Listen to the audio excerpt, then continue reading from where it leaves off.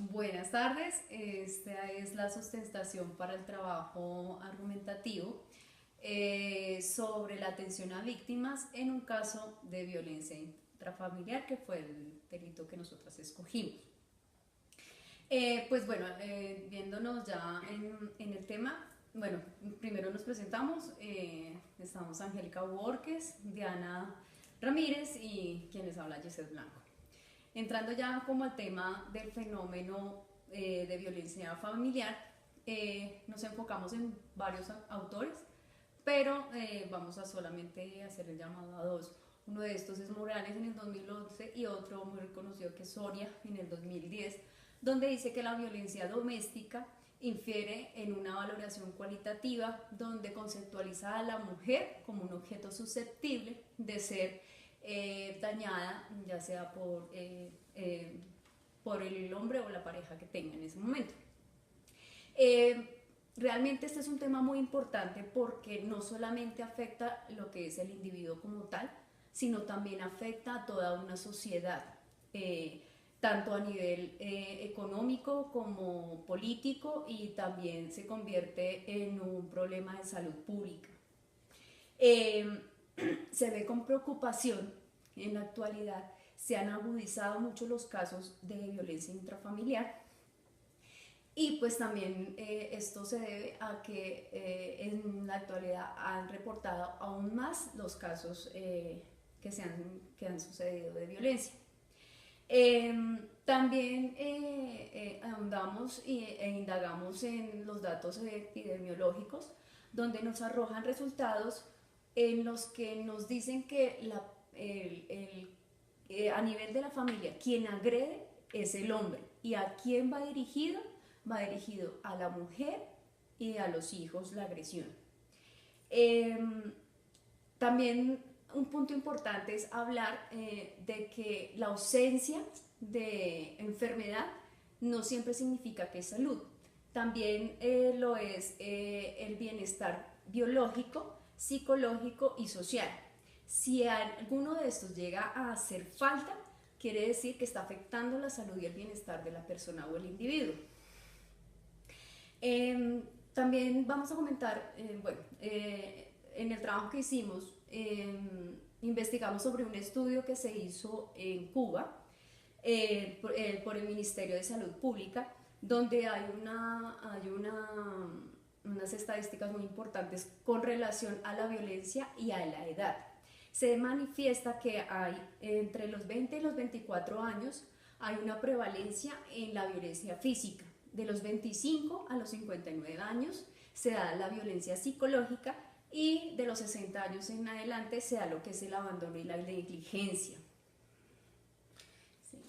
Bueno, con respecto a cómo se explica este fenómeno por la parte jurídica, por así decirlo, de psicólogos jurídicos, básicamente encontramos varios autores. El primero de ellos es Rico y Méndez en el 2015. Básicamente hablan de que este suceso es un tabú social, tanto porque la sociedad lo rechaza, lo repudia, pero específicamente porque tanto la víctima, por este rechazo social, lo que hace es ocultarlo. Entonces lo oculta, entonces como lo vimos en la entrevista, miente que me caí, que esto fue en el bus, no sé qué. Pero sobre todo es porque el victimario ejerce tanta fuerza sobre la víctima que ella siente amor, entre comillas, que básicamente es una dependencia, y siente mucho miedo. También en la entrevista vimos eso porque ella decía que ella sentía tanto miedo por el personaje que ella no era capaz ni de responder, porque cada vez que ella respondía lo que hacía es que él ejercía mucha más fuerza. Entonces estas teorías primero van por ese camino, por así decirlo, después van a explicar el papel de la víctima. El papel de la víctima, como Soria el 2010 lo menciona en su trabajo, dice que el papel de la víctima en la teoría de la psicopatología es que ella genera una dependencia emocional tan fuerte que ella prefiere someterse a cualquier maltrato físico, sexual, verbal o infidelidad. Todo esto para tener ese vínculo con la pareja que es pues el agresor. También a Tragán, Ahumada y Marful en el 2003 plantean que es un ciclo. Entonces, ¿cuál es el ciclo? Básicamente tiene tres aspectos. El primero es la etapa de la atención, que es cuando hay ciertos, entre muy comillas, problemas en la pareja que generan básicamente tensión. Entonces es como la entrevistada nos dice que si le hace un huevo se le rompe la yema, entonces comienzan un conflicto, pero no es tanto la agresión muy, valga la redundancia, agresiva, sino una agresión leve, entonces un insulto, un empujo. Ya después de que tengan mucha tensión pasan a la siguiente etapa, que es la etapa de la agresión como tal, que es cuando el agresor ya la agrede totalmente desmesuradamente, por así decirlo, entonces le comienza a pegar en la nariz, como lo dijo la entrevistada, le revienta la nariz y le intenta botar por el balcón. Después de esta etapa llega la de reconciliación, que es cuando el agresor comienza a decirle que lo perdone, que no va a volver a pasar, y lo que hace es que la dependencia que ya tenía de esta víctima se presenta acá y dice, listo, yo le perdono porque lo amo, no le quiero terminar. Y sería básicamente eso. Hay dos explicaciones del agresor, que es una, que el agresor tiene papeles en la sociedad que ejerce la autoridad, como es un policía, como es un gerente, porque tiene esa necesidad. Y dos, que es una experiencia directa o vicaria, que es que si un niño está inmerso en una violencia intrafamiliar desde muy pequeño y es consecuente, él lo que va a hacer es una repetición de esta conducta. Por último, se menciona como los roles de un psicólogo jurídico. Básicamente vamos a mencionar tres importantes, que es la orientación psicojurídica. En nuestro trabajo, ¿qué pasó? Cuando fuimos a portales de internet a averiguar, esta información no estaba al día. Entonces fuimos a un sitio que no era. Entonces fuimos, preguntamos y se les dijo, listo, ¿para qué vienen? Contamos todo el cuento. Él dijo, no, aquí no es en tal parte. Entonces, si nos ponemos en el papel de la víctima no va a tener otra opción que ir hasta allá, contar su vivencia y que le digan no es en otra parte. Entonces, y esto conlleva a una victimización secundaria. Esto puede causar algo muy importante, es que la víctima se retracte para denunciar a su agresor, lo cual puede generar que ella otra vez acepte este suceso y aprenda una desesperanza aprendida, ¿sí? Lo cual hace que si ella sea la conducta que emita, siempre va a hacer que el agresor lo haga, es que pues la agreda, entonces no hace nada más que simplemente ser sumisa. La segunda acción que puede hacer un psicólogo jurídico sería la evaluación de testimonio. Esto puede ser cuando la víctima va a prestar la denuncia, pero es un tiempo mucho después de que ya le hayan hecho la agresión. Entonces, como se vio en la entrevista, ella fue por exigencia del padre y en ese momento ella no había sufrido una agresión como tal, entonces no tenía ni moretones, ni rasguños, ni fracturas para demostrar esa agresión. En ese momento un psicólogo debe intervenir para evaluar si el testimonio es creíble o no. ¿Por qué? Porque según Rico y Méndez igualmente proponen que puede pasar dos cosas. Estas mujeres denuncian por una venganza, es decir, si el esposo le fue infiel o la dejó porque sí. Hay mujeres que toman como venganza tanto denuncias de maltrato como denuncias de violaciones. Entonces es ahí donde el psicólogo tiene que intervenir para saber si esa denuncia se puede tomar o no, porque el centro gubernamental se llenaría de denuncias falsas y de trabajo que no llevaría a ninguna parte para poder enfocarnos en el trabajo que sí es. Y por último sería la perfilación, esto para tener como una perfilación, valga la redundancia, de un agresor. Entonces, como para apoyar a la prevención de este delito y para también ayudar en algún juicio o en algo parecido.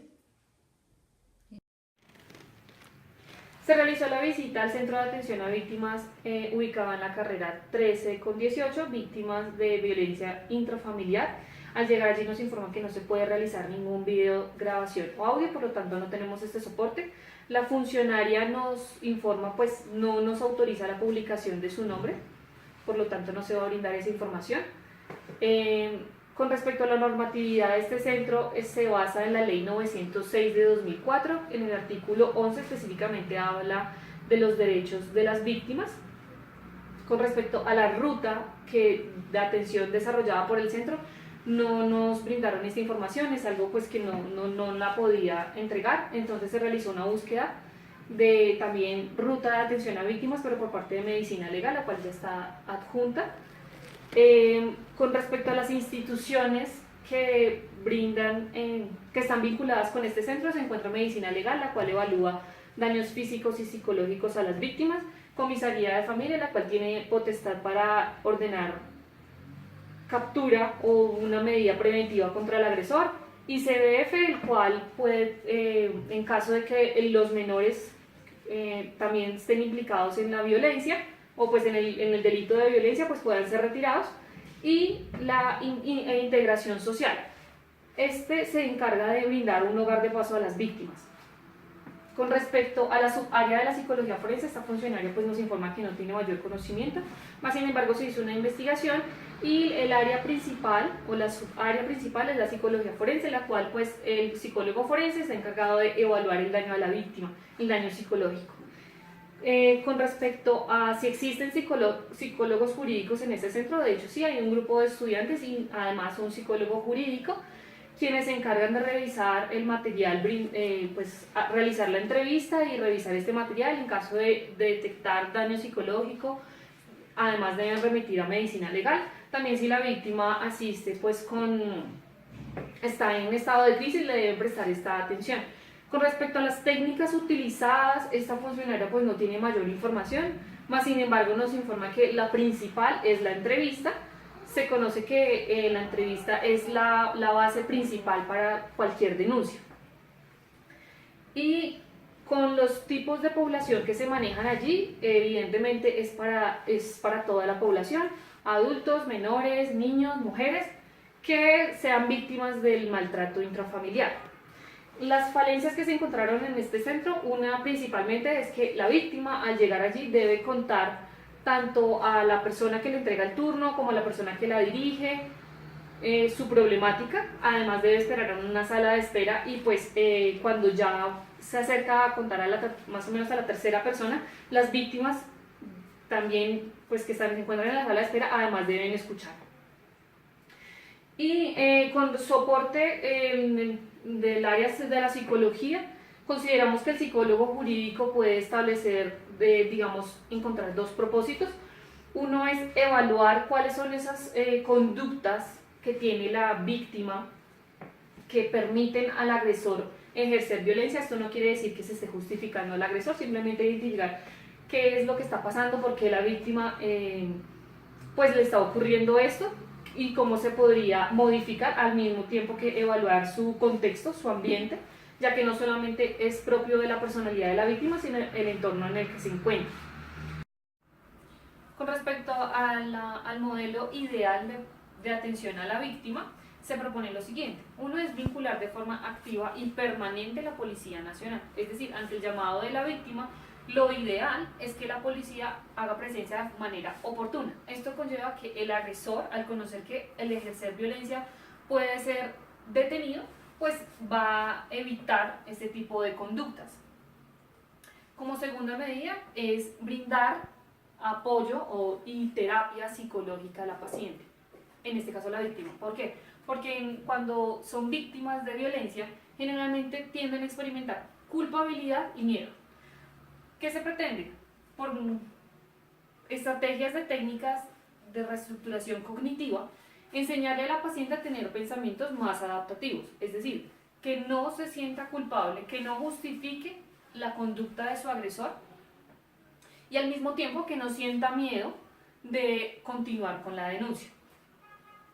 Otra es cambiar como tal, es decir, ampliar o maximizar las penas que se dan a los agresores. ¿Por qué? Porque el agresor, al conocer que tiene una pena que es corta y que además puede ser disminuida por buen comportamiento, pues simplemente va a recurrir como siempre a la violencia y no se va a sentir intimidado ni limitado. Otra de las técnicas sería brindar un grupo de apoyo entre víctimas, pues para que de esta manera consideren que no son únicas, no tienen este problema no solamente les pertenece a ellas, hay otras personas que están pasando por la misma circunstancia y esto les permitiría unirse y continuar denunciando. Y dentro del modelo de prevención se proponen las siguientes estrategias.